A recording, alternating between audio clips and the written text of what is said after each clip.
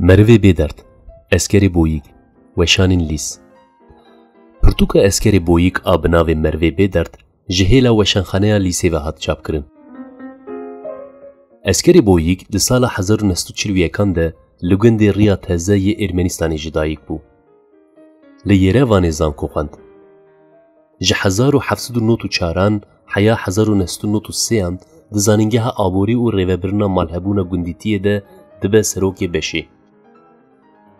Piştî hilweşîna Yekîtiya Sovyetan çend salan li Komara Qazakistanê li bajarê Almatê dimîne. Li vir bi çend hevalên xwe re kovara nûbar weşandiye. Aniha li Almanyayê de jî û karên xwe yê nivîskarî, zanyarî û civakî dimeşîne. Gelek berhemên wî hatine çapkirin.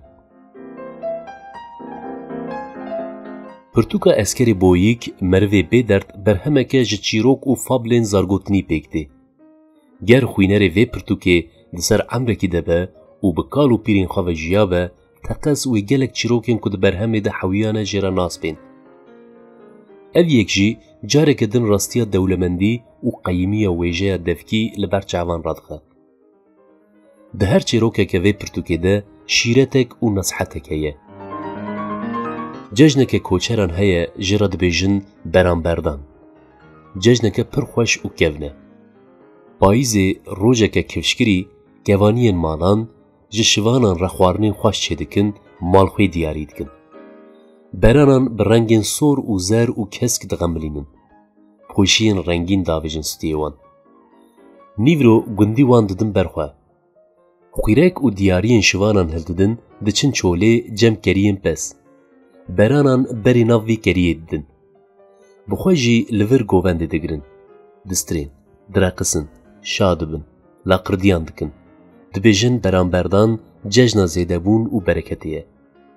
Îcar niha ez ê ji we re çîroka diloyan û siloyan bibêjim. Eskerê Boyîk di pirtûka xwe de kurmanciyeke dewlemend bi zimanekî zelal radixe ber çavên xwendikar. û mirov bi wî zimanê herikbar dikeve bin bandora çîrokan.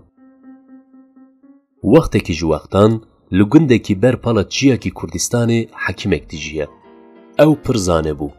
Wî hevd ji devê mirinê xilas dikirin. Bi hevd tebeqên erd û ezmên zanîbû.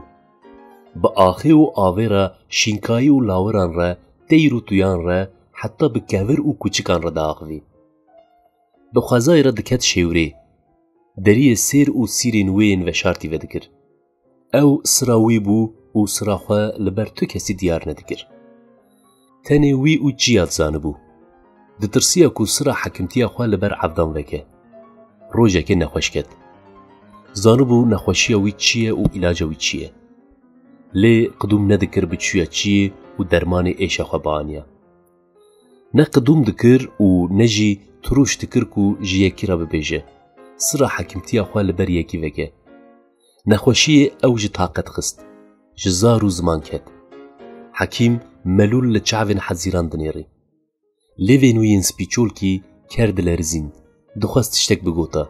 Lê kes jê serwext nedibû. Êdî dereng bû. Hekîm mir û derheqa wî de her tişt jî bîra evdan çû. Rêya gund û çiyayê wî hat ji bîr kirin. Dîroknivîsê dewrana wî nivîsî. Ew bi rastî jî mir. Wî tut tişt li pişt xwe nehîşt. Her çîrokeke pirtûka Merve Bêderd şîreteke balkêş li xwîner dike û bi vê nevê tesîr li meriv dike. Lewma Eskerê Boyîk wêjesazeke bêhempa ye û vê yekê di pirtûka xwe de de xuya kirin.